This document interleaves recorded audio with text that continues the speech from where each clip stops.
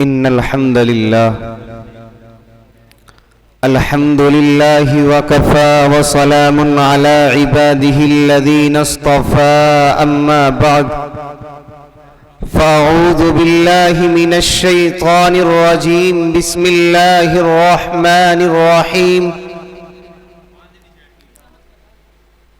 واعتصموا بحبل الله جميعا صدق الله العظيم۔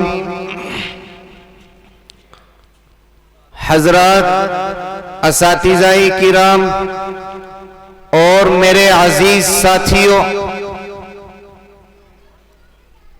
ہر نور سے پہلے ظلمت، ہر بہار سے پہلے خزاں اور ہر عدل کی شمع سے پہلے بے انصافی کی غاروں کا تہ بدہ ہونا بھی ضابطۂ خداوندی ہے، چونکہ سب سے بڑی عظیم پرکشش اور نافع روشنی آمنہ کا جگر گوشہ، عبداللہ کا در یتیم، عبد المطلب کے دل کا ٹکڑا، ترجمان ربانی اور ہادی کامل جناب محمد رسول اللہ صلی اللہ علیہ وسلم ہیں۔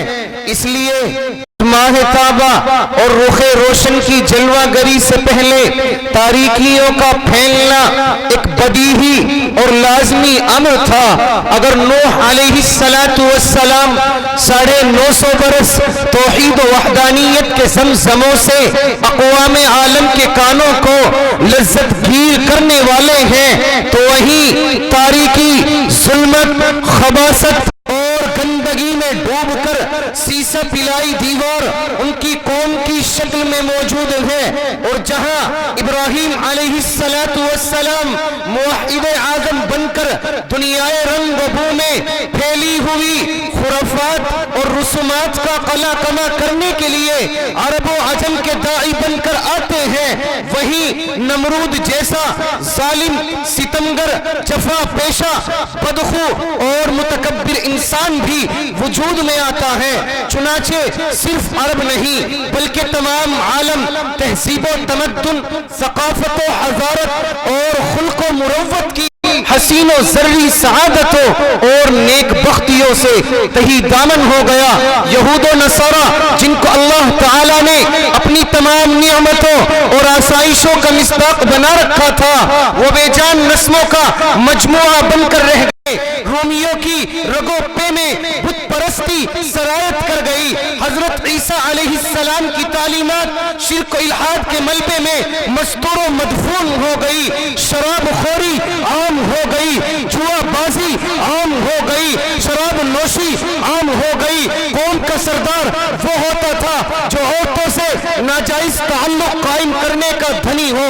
عربوں کا حال تو یہ تھا کہ اگر بچے کی پیدائش کا ذکر ان کے کانوں میں پڑ جاتا تو تب تک قوم کو منہ نہ دکھاتے جب تک کہ اس معصوم کو زندہ زمین میں دفن نہ کر دیتے۔ چنانچہ دارمی نے ایک مرسل روایت بیان فرمائی ہے جس میں بڑا غمناک قصہ بیان کیا گیا ہے۔ حدیث میں ہے کہ ایک شخص آفتاب رحمت جناب محمد رسول اللہ صلی اللہ علیہ وسلم کی بارگاہ میں حاضر ہوتا ہے اور عرض کرتا ہے، یا رسول اللہ، جب ہم جاہلیت میں کھوئے ہوئے تھے، اصنام پرستی ہمارا شیوا تھا، شیطانیت نے ہمارے قلوب یا رسول اللہ تباہ فرما رکھے تھے۔ اس وقت کا واقعہ ہے، میری ایک بیٹی تھی، پھول سی بیٹی، معصوم سی بچی، آنکھوں کو ٹھنڈک پہنچانے والی خاتون، اور ہر بات پر قربانی کا جذبہ اپنے سینہ سکینہ کی زینت گرداننے والی ننھی سی کلی۔ یا رسول اللہ، جب بھی میں اسے آواز دیتا وہ خوش ہو جاتی، مسکراتی ہوئی جذبات سے اپنے سینے کو معمور کر کے دوڑتی ہوئی میرے پاس آتی۔ یا رسول اللہ، ایک دن میں نے اس کو آواز دی اور اپنے ساتھ لے کر چلنے کو کہا۔ یا رسول اللہ، وہ میرے بلانے کو ایک عام بلانا سمجھ رہی تھی، جیسے میں روزانہ آواز دیتا تھا۔ اس معصوم کا یہی خیال تھا، مگر میرے اندر شیطانیت کار فرما تھی، حیوانیت کا نشہ مجھ پر سوار تھا، میں تباہی کے کیچڑ میں دھس چکا تھا۔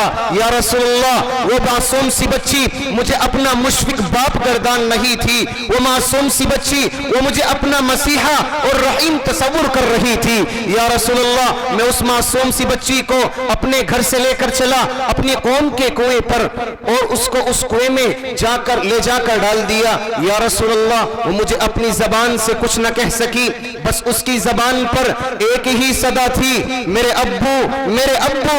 اس کے علاوہ اس معصوم سی بچی سے کچھ نہ سنا گیا، یہاں تک کہ وہ تڑپ تڑپ کر مر گئی۔ اللہ کے رسول صلی اللہ علیہ وسلم روتے رہے یہاں تک کہ آپ کی داڑھی مبارک تر ہو گئی۔